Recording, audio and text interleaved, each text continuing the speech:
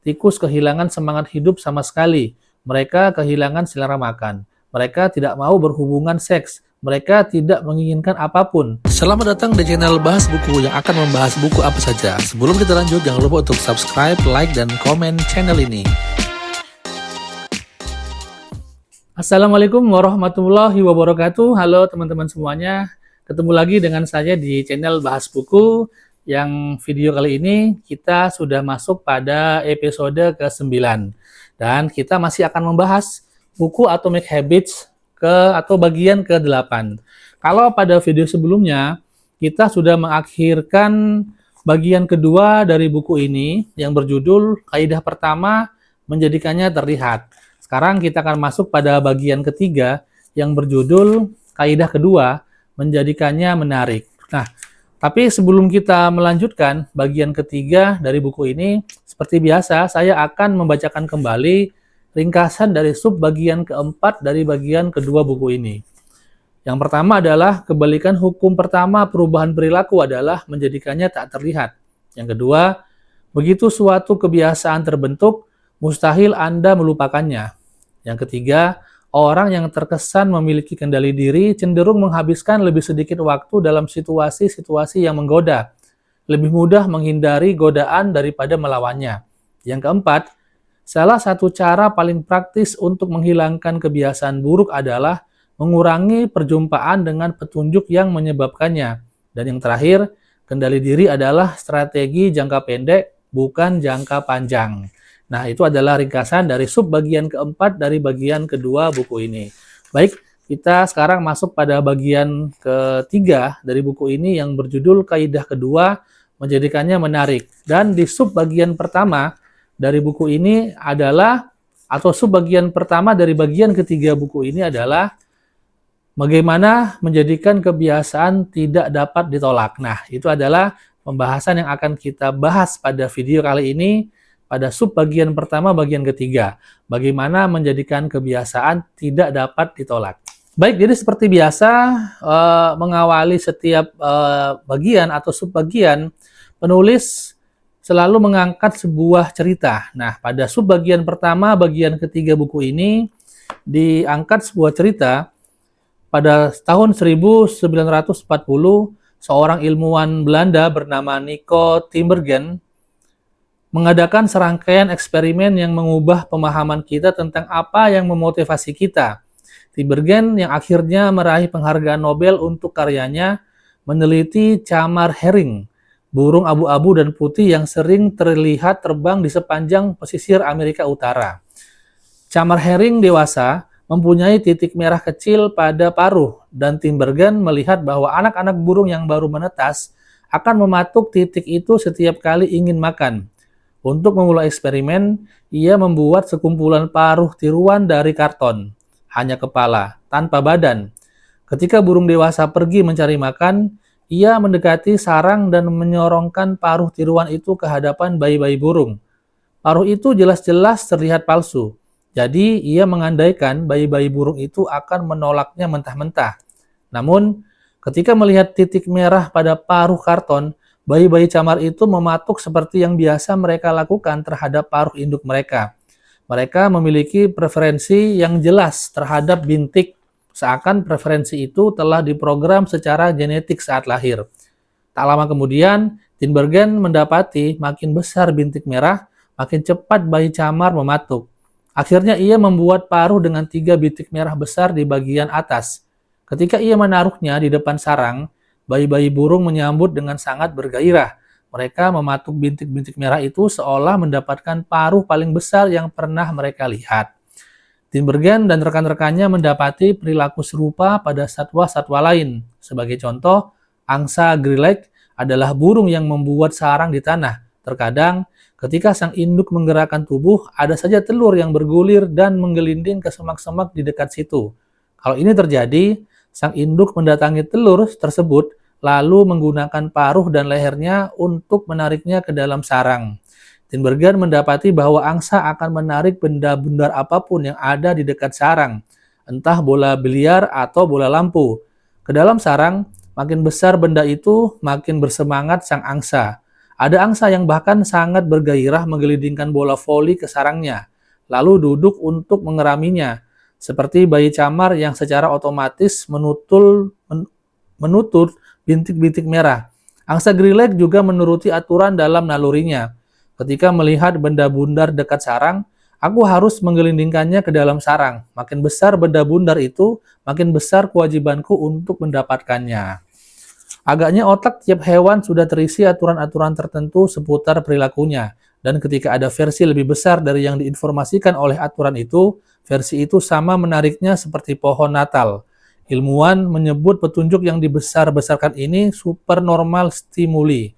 Rangsangan supernormal ini adalah versi yang lebih besar dari realitas, misalnya paruh dengan tiga bintik merah atau telur seukuran bola voli, dan benda tersebut memunculkan tanggapan yang lebih kuat daripada biasanya. Manusia juga cenderung terkoceh oleh versi-versi lebih besar dari realitas. Junk food misalnya, cenderung membuat sistem ganjaran kita kacau. Setelah menghabiskan ratusan ribu tahun berburu dan mencari makan di alam liar, otak manusia berkembang ke tingkat yang sangat menghargai garam, gula, dan lemak. Makanan-makanan seperti itu seringkali kaya kalori dan sangat langka ketika nenek moyang kita sedang menjadi perambah di sabana. Ketika Anda tidak tahu di mana Anda akan mendapatkan makanan lagi, makan mungkin semata strategi yang dahsyat untuk bertahan hidup. Namun, sekarang kita tinggal di lingkungan yang kaya kalori, makanan berlimpah, tapi otak Anda terus mendambakannya seperti ketika makanan masih langka, memberi nilai tinggi pada garam.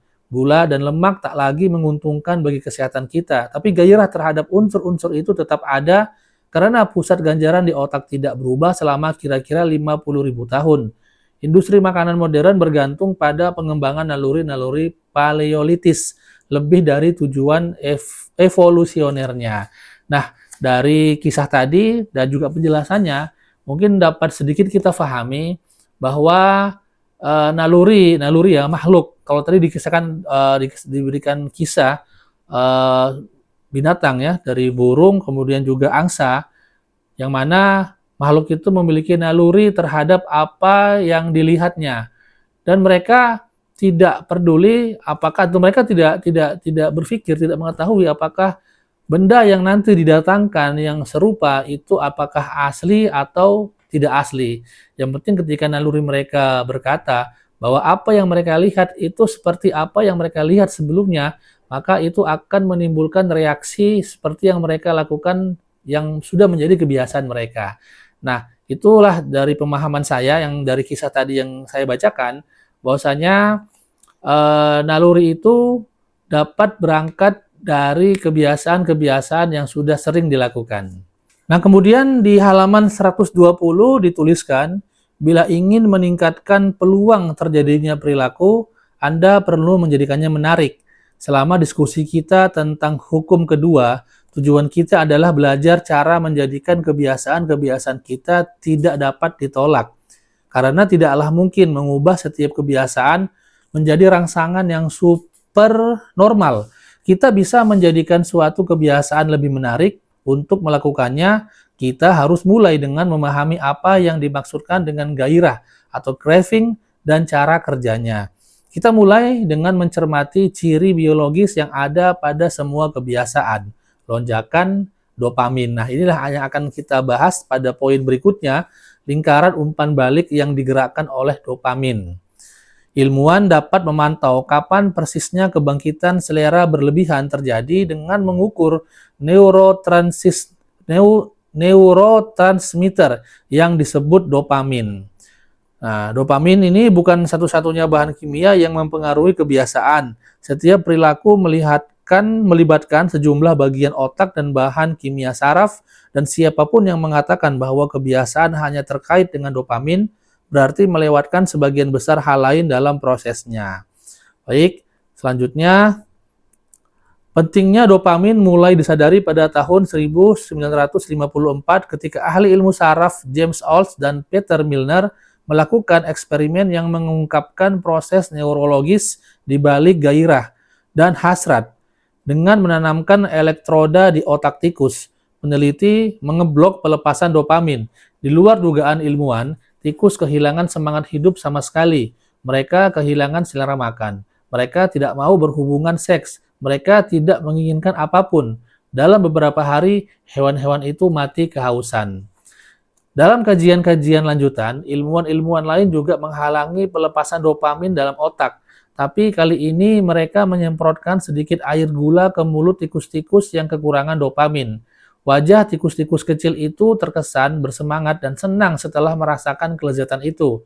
Bahkan, walaupun dopamin dihalangi, mereka menyukai gula sama seperti sebelumnya. Mereka hanya tidak menginginkannya lagi. Kemampuan mengalami kenikmatan masih ada, tapi tanpa dopamin, gairah tidak ada. Dan tanpa gairah, aksi berhenti. Ketika peneliti lain membalik proses ini dan membanjiri sistem ganjaran dalam otak dengan dopamin, hewan-hewan itu menjalankan kebiasaan dengan peningkatan yang luar biasa. Dalam suatu kajian, tikus menerima tambahan dopamin yang kuat tiap kali mengendus ke dalam kotak.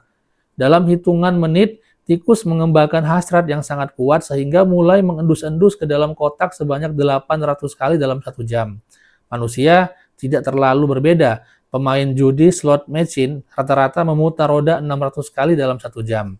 Kebiasaan adalah lingkaran umpan balik yang digerakkan oleh dopamin.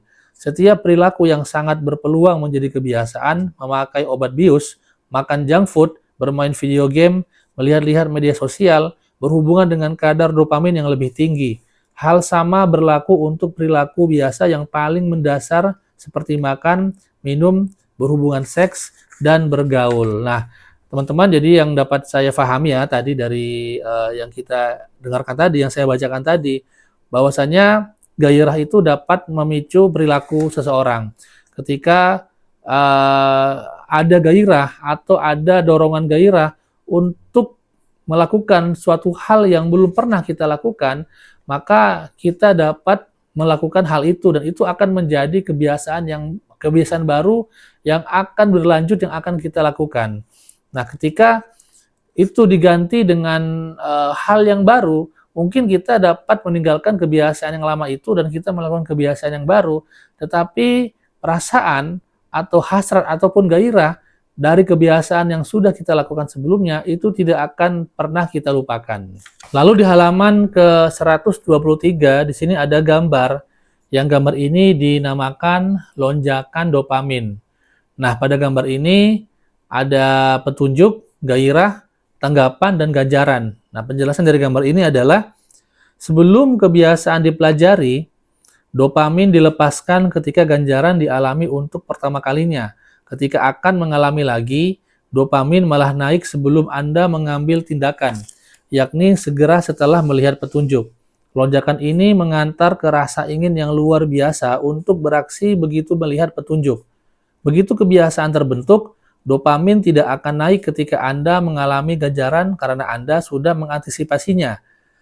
Kendati demikian, jika Anda melihat suatu petunjuk dan mengharapkan ganjaran, tapi tidak mendapatkannya, kadar dopamin akan merosot menimbulkan kekecewaan. Kepekaan tanggapan dopamin dapat terlihat dengan jelas ketika ganjaran didapatkan tapi terlambat. Pertama, petunjuk teridentifikasi dan kadar dopamin meningkat dalam bentuk kenaikan gairah.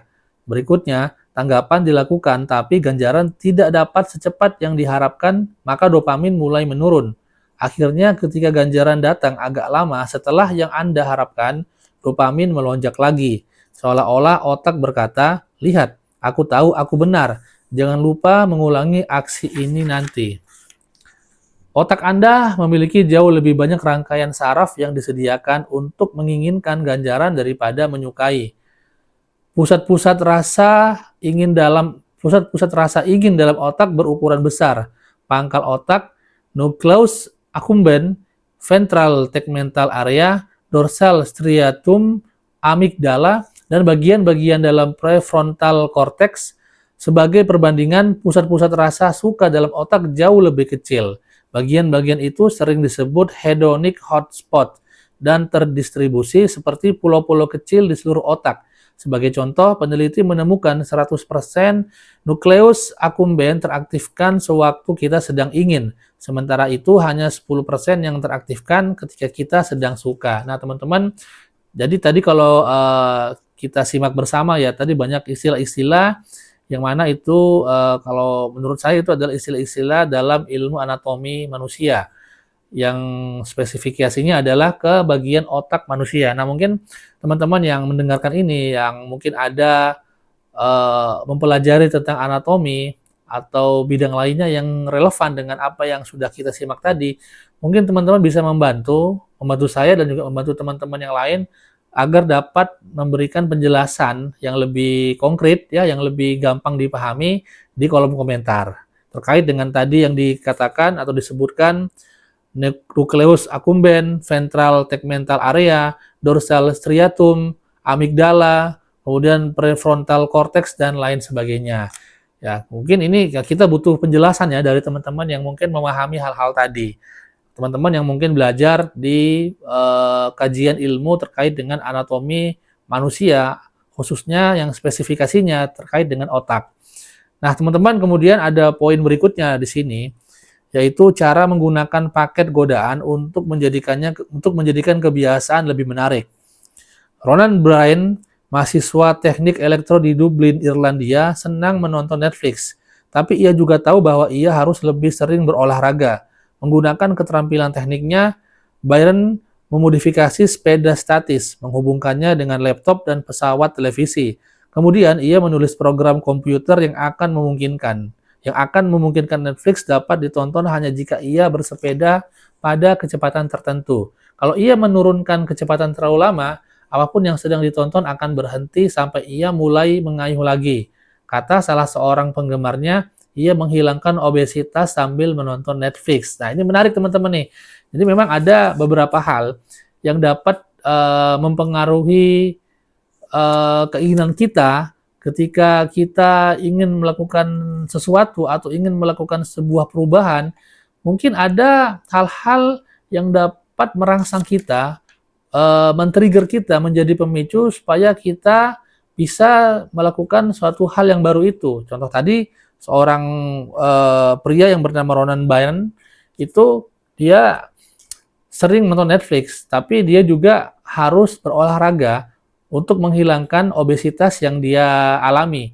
Nah, dia padukan antara hobinya menonton Netflix dengan olahraga yang harus dia lakukan. Dia menciptakan sebuah alat yang mana alat itu seperti sepeda yang harus dikayuh.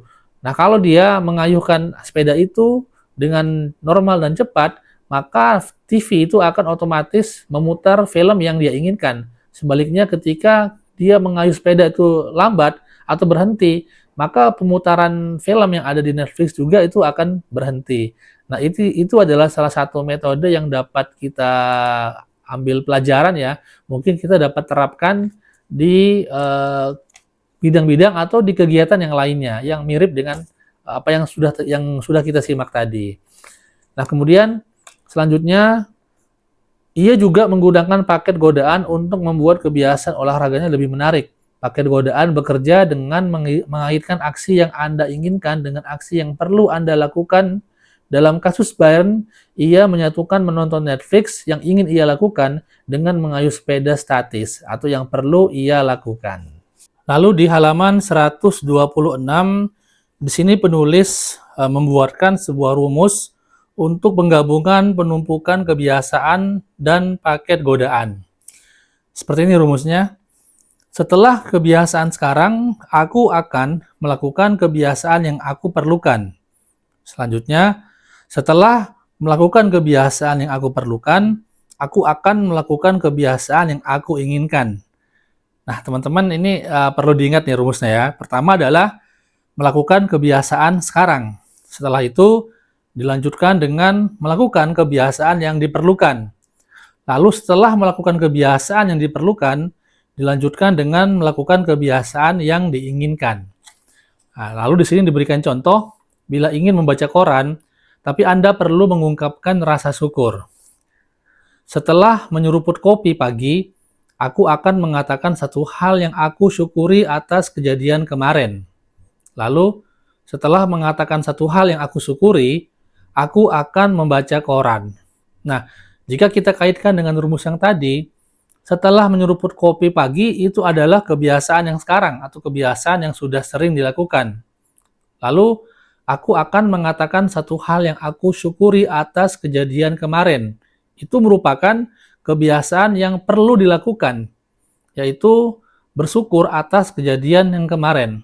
Setelah itu, setelah bersyukur atas kejadian yang kemarin atau kebiasaan yang diperlukan, selanjutnya adalah aku akan membaca koran. Nah, itu merupakan kebiasaan yang diinginkan. Jadi dimulai dari menyeruput kopi pagi yang merupakan kebiasaan sekarang, lalu dilanjutkan dengan mengatakan satu hal yang aku syukuri atas kejadian kemarin itu yang merupakan kebiasaan yang diperlukan, dan diakhiri dengan membaca koran yang merupakan kebiasaan yang diinginkan. Baik, sekarang kita sudah masuk pada ringkasan dari sub bagian pertama dari bagian ketiga buku ini, yaitu yang pertama adalah kaidah kedua perubahan perilaku adalah menjadikannya menarik. Yang kedua, makin menarik suatu kesempatan, makin besar peluangnya untuk menjadi kebiasaan. Yang ketiga, kebiasaan adalah lingkaran umpan balik yang digerakkan oleh dopamin. Ketika kadar dopamin meningkat, begitu pula motivasi kita untuk beraksi. Keempat, antisipasi terhadap ganjaranlah, bukan pemenuhannya, yang membuat kita melakukan aksi. Makin besar antisipasi, makin besar lonjakan dopamin yang terjadi. Dan yang terakhir, paket godaan adalah satu cara untuk menjadikan kebiasaan Anda lebih menarik. Strategi ini adalah memasangkan aksi yang Anda inginkan dengan sebuah aksi yang Anda butuhkan. Nah, teman-teman, jadi tadi adalah pembahasan pada sub bagian pertama, bagian ketiga dari buku Atomic Habits ini yang berjudul Bagaimana Menjadikan Kebiasaan Tidak Dapat Ditolak. Terima kasih buat teman-teman yang sudah menyaksikan video ini dari awal hingga selesai, dan juga teman-teman dapat memberikan komentar, saran, dan kritik di kolom komentar. Nanti teman-teman juga bisa memberikan masukan-masukan terkait dengan pembahasan yang sudah saya sampaikan tadi. Semuanya, terima kasih. Assalamualaikum warahmatullahi wabarakatuh. Terima kasih sudah menonton video ini sampai selesai. Jangan lupa untuk subscribe, like, dan komen, serta nyalakan tanda lonceng agar kamu mendapatkan notifikasi untuk video selanjutnya.